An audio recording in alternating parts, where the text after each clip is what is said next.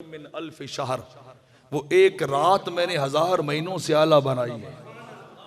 1000 महीनों से आला रात बना दी है जिसके अंदर कुरान उतरा है, जिसके अंदर कुरान उतरा है। यारो वो एक रात सारी कायनात की रातों से आला हो जाए तो जिस रात में साहिबे कुरान उतरे, जिस रात में साहिबे कुरान उतरे, जिस रात के अंदर कुरान का वारी उतरे, और कुरान वो है जो नबी के पीछे चलता है। कुरान वो है जो नबी के पीछे चलता है। सरकार अगर मक्का जाते हैं तो कुरान मक्के में उतर जाता है।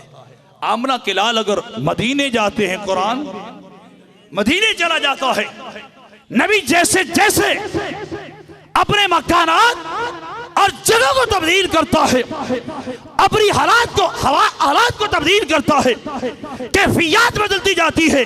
अल्लाह की इज्जत की कसम है, कभी ये फरमान नहीं आता कि मेरे महबूब ठहर जा, रब का कुरान आ रहा है।